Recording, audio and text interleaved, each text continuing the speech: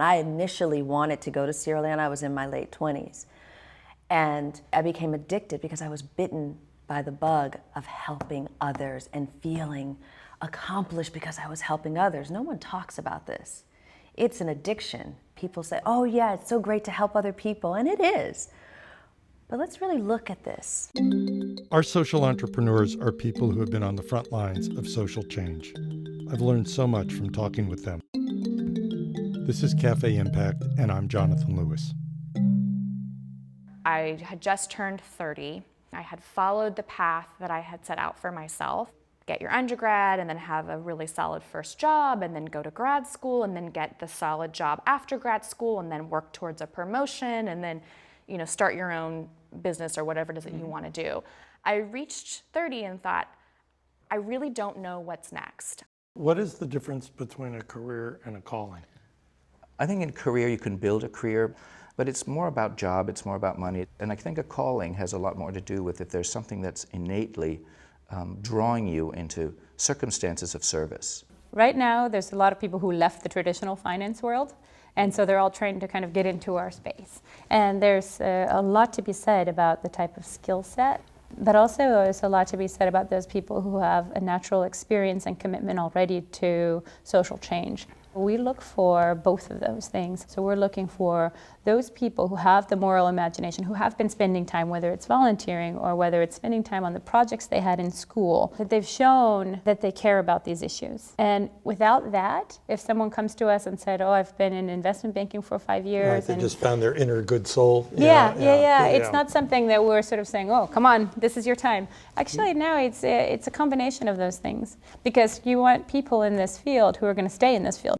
I receive an email a day from an amazing young person who is pouring their heart out about being unhappy with where they are in their life and wanting to do something with meaning, and that they looked at the website and they're inspired and they just have to do this. And what my message to them is, it's great, but if you don't find happiness where you are right now, you're going to come into this sector and be just as unhappy.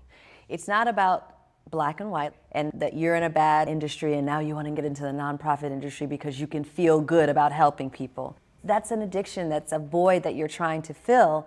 It's a temporary thing, is all I'm saying. Because I get them from all ages. From old, oh, I'm retiring and I want to do something with meaning now. Okay, be careful with that, because every moment of every day has incredible meaning. But if you don't know that and you jump into another field like helping people in Africa or India or anywhere, you're going to find yourself exactly where you were when you started. In some ways, I feel like what best prepared me to work in rural Kenya is my work with communities of color here in the US, of learning to show up and place myself, right? They call it coyuntura in Central America and Latin America, situating yourself in the context of what's happening around you, being really clear. It's what we call showing up and being fully present. Yeah, and also being present to what you carry and what you don't know. To truly learn that means to make yourself uncomfortable and be humble. So that's much more than a really great internship program that promises you a certificate at the end of a month. What do you care about?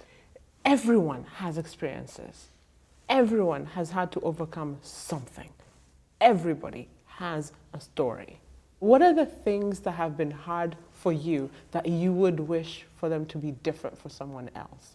This is a very different take on what I think a lot of people get as advice, which is you go find the other who is poor and you try and improve their lives. I think you're most efficient, effective, and reach people deeply when you're acting from a place of self-consciousness and self-awareness. I think that's a really important message. It's not about the other. It's about what are you trying to heal the world from that you experienced.